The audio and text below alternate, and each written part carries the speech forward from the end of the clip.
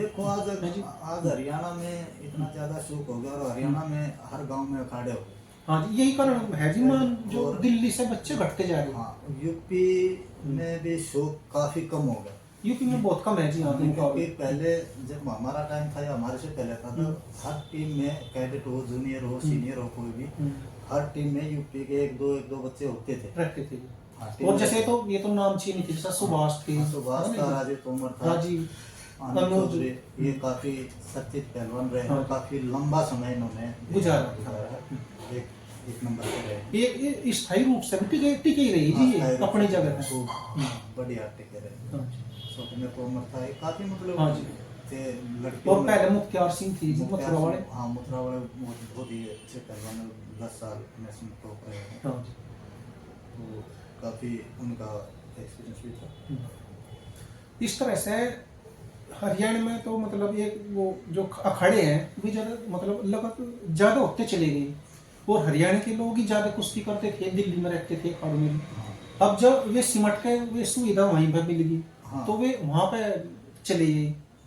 हरियाणा में तो एक जुनून सा रखे बिल्कुल, कुश्ती का तो है ही, बॉक्सिंग है। ये आजकल हमारे पहले अपने यहाँ शूटिंग वगैरह में कौन हरियाणा हाँ से, जी, यूपी से कौन आता था? कोई भी नहीं। अब शूटिंग में पूरा हरियाणा छाया। हाँ जी। और बॉक्सिंग में भी, एथलेटिक्स में, बॉक्सिंग में तो हरियाणा में, बैडमिंटन में भी आज हरियाणा में एक खेल होगा जुनून है। हाँ जी। हर माँ बाप ये सोचता था कि बच्चे को खिलाए। हाँ, एक समय पे पंजाब में भी बड़ी वो थी जी कुश्ती है नहीं? हमारे टाइम से पहले 1900, जहाँ तक थोड़ा इतिहास मुझे कुश्ती का पता है, 1900 जब भारत आजाद हुआ तो कुश्ती बिहार में थी। अच्छा, जब आजाद हुआ कुश्ती बिहार में थी जी उस समय ज्यादा। बिहार में अच्छा, नेशनल चैंपियन भी रहे हैं, अच्छे पहलवान बिहार में थे। ठीक। फिर महाराष्ट्र में गए, फिर कुश्ती सारी सिमट के मिलिट्री में आ गई। अच्छा, आर्मी में आर्मी के पहलवान अच्छे होते थे सभी। अच्छा। हरियाणा के भी, यूपी के भी, मुख्तार जी भी थे, ये उदय चंद्र भी है उसमें की सेना में। फिर 1980 के आसपास, 1970 और 80-90 के बीच में कुश्ती पूरी की पूरी दिल्ली में आ गई। अच्छा। गुरु हनुमान जी का खड़ा था, मास्टर जी का खड़ा था, कैप्टन साहब का खड़ा था, तो सारी की सारी कुश्ती सिमट के दिल्ली आ गई। दिल्ली से बाहर कुश्ती खत्म हो गई। अच्छा, दिल्ली से खत्म हो गई फिर एकदम से? हाँ, इक्का दुक्का पहलवान, कहीं को महाराष्ट्र का, तो पंजाब का इक्का दुक्का रह गया। अच्छा। सारी कुश्ती सिमट। और 90 या 2000 के बाद समझो, 2000 के बाद सारी कुश्ती हरियाणा में आ गई। कुछ थोड़ी सी एक वो है यूपी में रहेगी। हाँ जी। और बाकी सारी हरियाणा में। आज कुश्ती में 80% हरियाणा, 20% में पूरा देश है। पूरा देश है। और यहाँ जुनून भी है। आप कोई भी अखाड़ा देखो, चाहे कोई जानता हो, चाहे कोच कैसा ही हो, वो अखाड़े भरे पड़े। हाँ जी। पंजाब में सबसे ज्यादा पैसा कुश्ती। अच्छा, हाँ जी, पैसा भी है, वे दूसरों को दे। हाँ, जो भी वहां लड़ने जाओ, इतने ज्यादा पैसा पंजाब में। तो अगर कोई एक नंबर का पहलवान, छुट्टी देने वाला पहलवान है, एक साल भी एकदम एक सीजन पूरा कर दिया तो कम से कम, बहुत ज्यादा नहीं तो करोड़ों रुपया कमा लेता है। बिल्कुल। हरियाणा में क्या है, हरियाणा में दोनों चीजें। हाँ, मिट्टी भी पसंद करते हैं और गद्दा। आज के दिन गद्दे पे ज्यादा। हाँ। और सबसे बड़ी बात ये आपकी उसको यदि देखे तो आपने तो मिट्टी पे ही कर रखा है, गद्दे पे लोहा मनवाया। हमारे टाइम पे तो मिट्टी पे सभी अखाड़े में गए। गुरु हनुमान के अखाड़े में तो 1982 में आ गया था मैं। तो ये संजय पहलवान जी, सुभाष पहलवान जी, मतलब इनकी साथ भी जाना हुआ जी आपका खूब बार तो दूसरे देशों में? सारे टूर इनके साथ इकट्ठे हैं। अच्छा, इकट्ठे से ही है। थोड़े से सीनियर है। सुभाष जी हमारे से 2-2.5 साल बड़े होंगे, संजय 1.5 साल बड़ा है। तो तकरीबन हमारे बहुत ज्यादा नहीं हुए तो 20-25 टूर इकट्ठे ही होंगे। अच्छा। या अच्छा, हाँ, कहीं के भी बाहर गई। एशियन गेम, ओलंपिक, सुभाष और मैं इकट्ठे थे, संध्या में इकट्ठे थे, एशियन गेम में भी। तो ज्यादातर टूरिंग के साथ। अच्छा, एक ये बताओ जी, मान लिया जैसा खिलाड़ी हो, जिस समय कुश्ती करे उस समय खुराक पर बड़ी मेहनत करे, वो डाइट का ध्यान रखे, मेहनत करता रहे, लेकिन जब कुश्ती छोड़ दे तो ज्यादातर खिलाड़ी लोग एक तरह से मतलब खुराक को भी कम करते हैं और भाई मेहनत भी कम कर देते हैं, धीरे धीरे छोट सी जाओ दूसरे कामों में। लेकिन आप का मतलब जैसे किस तरह का वो रहा जैसा कुश्ती छोड़ने के बाद में? नहीं, कुश्ती छोड़ने में कई बार ऐसा होता है कि जब आदमी स्पोर्ट्स में, खासकर कुश्ती में, अपने माँ बाप हाँ जी। भी ज्यादा ध्यान देते हैं, गुरुजी भी ज्यादा ध्यान देते हैं, उस हम्म, पर प्रेशर भी रहता है, ये हाँ। नहीं खाना, वो नहीं खाना, यहाँ नहीं जाना, वो नहीं जाना, सो आराम से, हाँ। सुबह उठना, तो काफी प्रेशर रहता है हाँ। उस टाइम पे। तो जैसे कि पिंजरे का पंछी होता है हम्म, ना, और जब उसका गेट खोल देते हैं, उड़ जाता है, हाँ जी। तो ऐसे ही खिलाड़ियों के साथ भी होता है। फिर वो जब कुश्ती छोड़ देते हैं तो एकदम आजाद से आजाद होते हैं, भाई हो गए। अपनी मर्जी से उठेंगे, अपनी हाँ, मर्जी से खाएंगे। ठीक है। तो अगर वो 2-4 साल ऐसे निकल जाते हैं तो वो फिर उस मस्ती के चक्कर में वो वजन काफी बढ़ जाता है, वो उस लय पे आ ही नहीं पाते। ठीक है। तो जो लोग एक आध ऐसे हमारे जैसे ऐसे भी होते हैं कि साथ के साथ अपने हमने कुश्ती छोड़ने के बाद भी हम कुश्ती अपने प्रैक्टिस करते रहे तो थोड़ा सा शरीर ठीक रहेगा। तो जो आज़ादी, उस आज़ादी में बहुत सारे ये हो जाते हैं, खाना पीना तो वही रहता है या बढ़ ही जाता है कुछ, हाँ जी। खाली जो रहता है उसको भूख भी ज़्यादा लगती है, खाने की आदत ज़्यादा पड़ जाती है, हाँ। तो वजन बढ़ जाता है, फिर वो काबू में नहीं होता। हम्म। तो बहुत सारे लोग ये फिर वजन बढ़ने के बाद मेडिसिन का भी सहारा लेते हैं। तो मेडिसिन आजकल हर तरह की मेडिसिन है, वजन घटाने की भी, वजन बढ़ाने की भी, लेकिन वो एक जो उसका डॉक्टर है, परफेक्ट डॉक्टर, हाँ जी।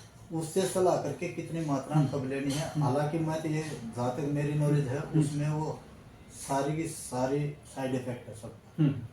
अगर वजन बढ़ाना भी है तो वो भी अच्छी डाइट लेने से बढ़ेगा, और वजन घटाना भी तो मेहनत भी ज्यादा करनी पड़ेगी, थोड़ी डाइट पर भी ध्यान देना पड़ेगा, क्या खाना है क्या नहीं। जो डाइट है वो ना लो। हाँ। तो इस तरह का एक्चुअल में वो फायदा भी रहता है, और जो मेडिसिन से घटाते हैं वो छोड़ने के बाद फिर वही हो जाता है। ठीक। आप किस तरह की डाइट लो? अब जैसा कुश्ती नहीं करते, अब भी उतनी लो या कम लो?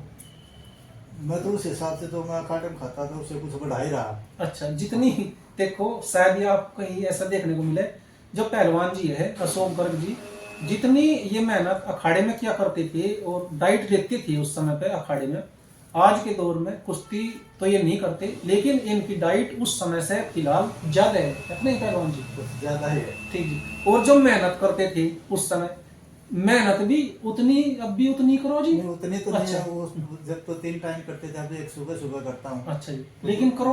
2 घंटे तकरीबन पूरा टाइम देता हूँ मैं ग्राउंड पे। अच्छा जी, अब भी 2 घंटे सुबह को मेहनत करते हैं पहलवान जी, है जी। तो ये भी एक बड़ी बात है, उस समय से लेकर के आज तक, जैसा कुश्ती छोड़ दी तो भी 2 घंटे परमानेंट है इनका अब भी मेहनत करना, और जो डाइट है, डाइट तो कुश्ती के समय से अब ज्यादा है। हाँ ज्यादा। ठीक। और आज भी देखना बिल्कुल फिट है। अब कितना वजन होगा जी आपका? अब मेरा 70 किलो। 70 किलो है। और उस टाइम पे जब मतलब एक पूरे पहलवान हो गए थे, उस समय कितना था जी? बस 64 किलो के आसपास। जब 64 किलो, हाँ, अब 70 किलो है। हाँ। और डाइट ऐसे ही बरकरार है, पहले से भी थोड़ी बहुत ज्यादा ही मान लो। हाँ, ज्यादा और ही। बाकी मेहनत 2 घंटे करते हैं रोजाना सुबह। एक जिस तरह से जी आज ये चल रही, एक तरह से फूड सप्लीमेंट का जो चलन आया, तो इस विषय पे क्या कहोगे? कितने सही है, कितने गलत है, लेने चाहिए नहीं लेने चाहिए? आपने भी कभी लिए या नहीं लिए? नहीं, हमारे टाइम पर तो ऐसी नॉलेज भी नहीं थी किसी को। अच्छा जी। शायद एक बार क्या हुआ था कि कैंपों में ये सप्लीमेंट देने लगे थे हमें। अच्छा, कोई कोच? हाँ, एक विदेशी जो कोच आ रहे थे, उन्होंने आके शुरू किया था ऐसे। तो उनके बारे में पूरी नॉलेज ना हमें तो थी नहीं, हमारे कोचेज को भी नॉलेज नहीं। तो जैसे एक बार हमारा कैंप शिमला में लगा हुआ था, तो वहाँ हमारे को ये सप्लीमेंट दिए, तो जैसे वो गोली थी और कैप्सूल थे, वो हमने खाए तो जो यूरिन का कलर था एकदम येलो आया, मतलब एकदम पीला। हाँ, वो हाँ बताते हैं, ऐसे ही बताया इतना पीला आया, तो उन्होंने कुछ बताया नहीं कि भाई इसके खाने से ये चीज होती है। तो हमने तो सोची गर्मी बनेगी, गर्मी बनेगी, तो हमने जैसे अपने उसी टाइम अपने बादाम होते 4-5 गिलास पानी पिया, जब तक यूरिन सफेद नहीं आ रहा, जब तक पानी पीते रहे। और उसके बाद जैसे कोच ने वो सप्लीमेंट दिया हमारे को, शाम को खाने को या सुबह खाने को दिए, तो हमने हाथ में लेकर आगे फेंक दिए, वो भी गर्मी करते हैं बताया किसी ने, तो हमारे को ऐसी नॉलेज थी नहीं। ठीक। और गलती उनकी भी उन्हें ये चीजें बतानी थी पहले। कुछ तो इनके जैसे डॉक्टर से जो पास होके आते हैं उनके फायदे भी हैं, हाँ। लेकिन ये 100% है, इनका साइड इफेक्ट जरूर है। किसी का कम है, किसी का हाँ, ज्यादा किसी का कम है। और कोई भी अगर ये चीज लेता तो मैं देकर बंद करो, और लेनी भी है तो डॉक्टर की सलाह लो। अपने आप में उस पे फूड सप्लीमेंट की दुकान पे जाके ऐसे ही मत किसी के देख के लिया डब्बे लिया, डॉक्टर से सलाह लेके क्या खाना चाहिए क्या नहीं खाना चाहिए, वजन घट रहा है, वजन घटाना है या वजन बढ़ाना है, तो डॉक्टर की सलाह से लेना चाहिए। बिल्कुल, क्योंकि इन चीजों में आदमी का जो बॉडी बिल्डर है, इनका ये बताते हैं कि भाई उसमें वजन भी देखे जा, हाइट भी देखी जा, सारी चीज कैलकुलेट हो गए, जब वो निश्चित हो गई ये इतना लेना। अब किसी की हाइट कितनी है, किसी की कितनी है, किसने भी 1 चम्मच ले ली, उसने भी 1 चम्मच ले ली, तो नुकसान होगा 100%।